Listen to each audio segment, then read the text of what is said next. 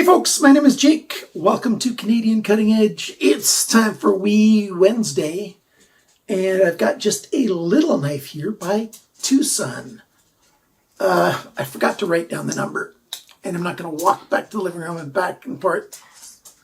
My knees are getting better, but it's a little bit hard. I think this is the TS257. If it isn't, it's on the screen what the real number is. There you go. Bandit just jumped on my bed. That's what that noise was. This is M390 steel, G10, typical old style slip joint with the back spring style slip joint.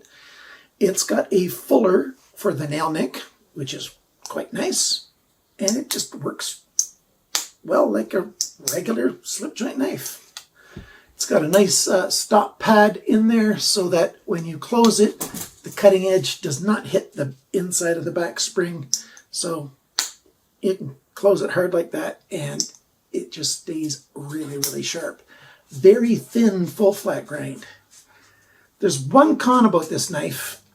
This will not be a full review like I used to always do, like with all the measurements and absolutely everything. I just don't have, I can't sit that long to record that much, especially editing still.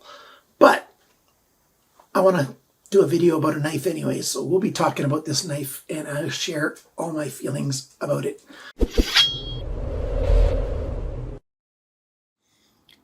So here it is in all its glory.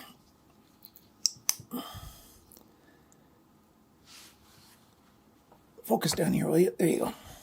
If I lift it up, it goes out of focus. I gotta remember the focal range. When I'm looking at something this small, it really takes up the focal range of the camera. I just have to zoom in so far that I don't have a lot of focus range. It says M390 right there. No doubt that it's M390. TwoSun doesn't lie about the steel in their knives. Wong design right there. I like Wong design knives.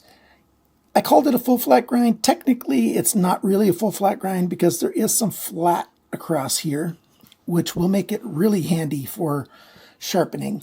I'll be able to clamp it in my guided sharpening system along that flat section and have it just, set just right. A little bit of a drop point, nice belly there, good sharpener's choil. And like I said, the fuller right there, it looks like it's bead blasted inside that fuller, but everything else is a satin grind. Very thin behind the grind. I'll measure it a little bit later. And the rest is just G10 with that back spring back here. Very, very simple design. And then there's the pivot screw there, T8, and then a T8 screw at the back to hold it together. Great. It's nice and light, 31 grams, 1.1 ounces. So that's really good. I said there's going to be a con for those of you guys who don't want to watch the whole thing. The con for me is there's no lanyard hole. And there could easily be a lanyard hole because of the way this blade is shaped. There is a big section of the steel back here that, it's just the spring steel back there. And they could have put a hole back here so that this light little thing could go on a keychain. Or you can just add a little lanyard to it. I really think that's an oversight. They should have put one in there. And what I'm going to do is, this is a knife I'm going to be keeping. I really like small knives. I'm going to try to put one in there. Hopefully this back spring steel is not so hard that it's going to bust up my drill bits. I guess I might be able to buy a better drill bit, perhaps. But I'm going to try to put a small hole through there.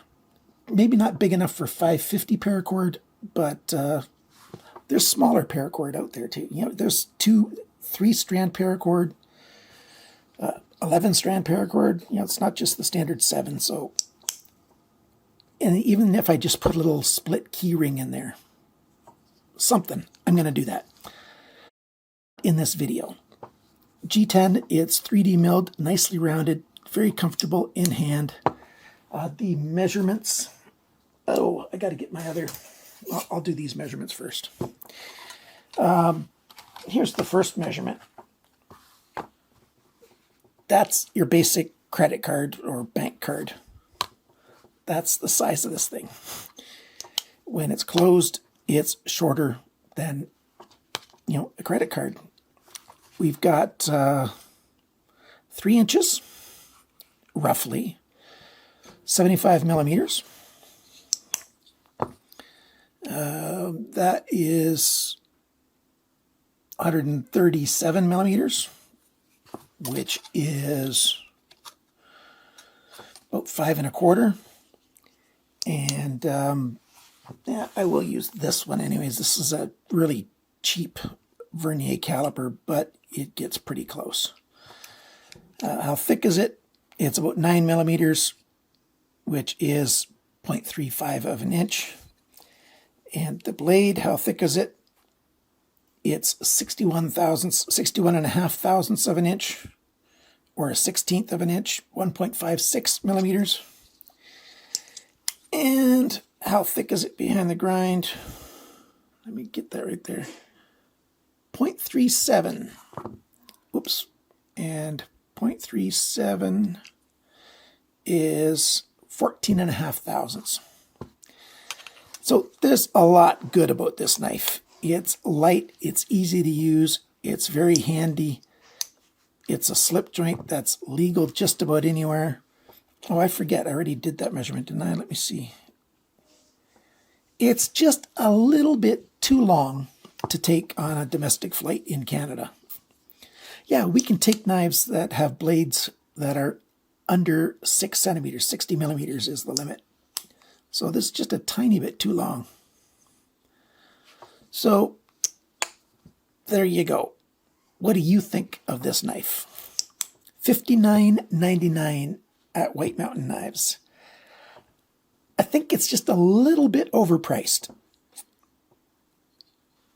It should be, you know, maybe $49.99 or preferably even a little bit less. M390, hey, that's a good steal. But for the rest of this, the materials, the workmanship, you know, all the craftiness of making it and everything, all the labor and everything, that shouldn't be very much. So this thing is a little bit overpriced in my opinion. Oh, by the way, yeah, that's that classic half stop. So I really, really like this knife. How thin it is behind the grind, and this steel, and it's sharpened quite well from the factory. It's a really nice knife for cutting. I got a full 3-finger grip on here. Just my pinky doesn't fit. Drops into a pocket, hides away really well. Well, I took it apart to see if I could do what I was thinking about doing, and nope, they got a pin right there, and it's an essential pin to hold the thing together. Yeah, it just doesn't work. Well, actually, wait a minute. I'm going to try it. I'm going to take this pin out. No, see? You need both pins to hold this spring in place. You can't just use the body screw back here to hold it in place. Well, maybe you can. Maybe you can. See, those 2 pins are supposed to hold it together, but maybe this pin and that thing can hold it together. I'm going to give it a try. I'm not going to show me trying it. I'll tell you, you'll know in just a second. I got it worked out. So, yeah, I've got the body screw here and that pin. Those 2 pins are keeping the back spring in line. Stop pin's in there now. And I got the blade on there and closes. And you can see when it closes, the stop pin holds the blade away from the edge. And when I open it,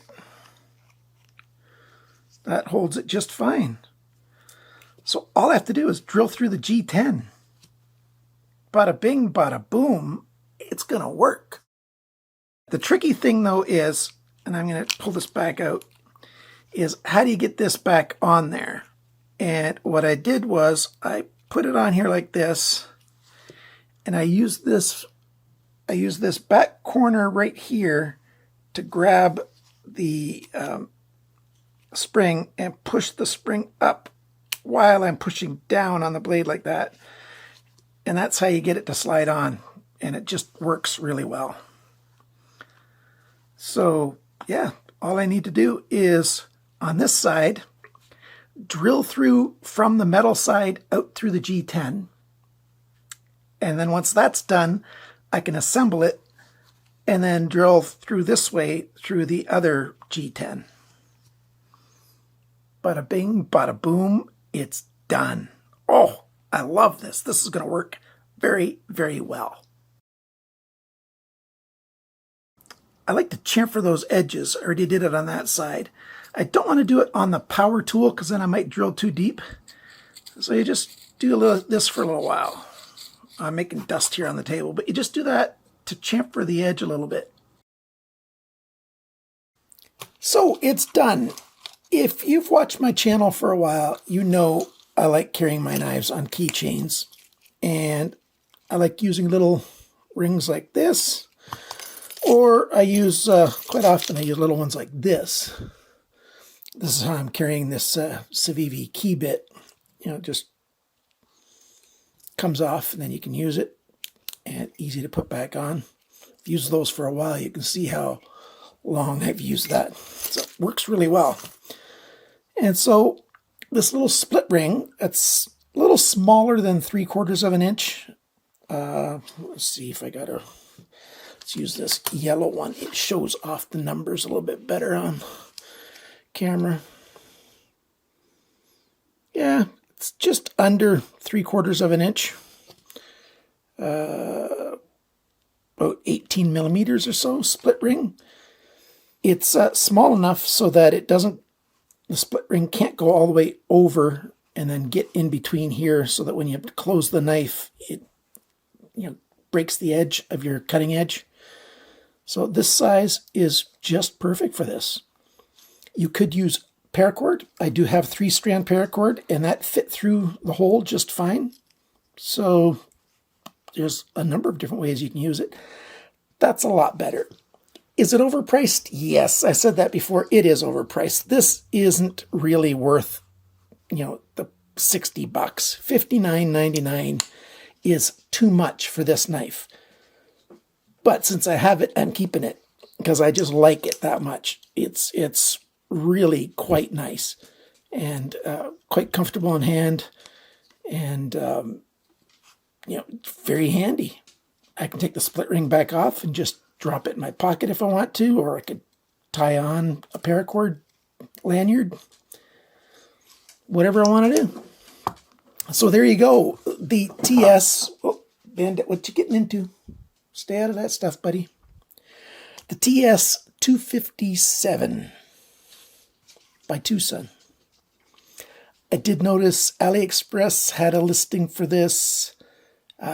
There's no price there. I didn't find that. DHgate had it, $72 US. So other stores charge a whole lot more. You can get 10% off a White Mountain knife. So if you want this, go ahead and hit that notify me button on White Mountain Knives, and then he's more likely to bring it back in for a restocking. Thanks for liking, sharing, commenting, and subscribing. Thanks for your support, guys. Whoever's supporting this channel, you guys are awesome. And remember, cut towards your chum, not your thumb. Bye for now.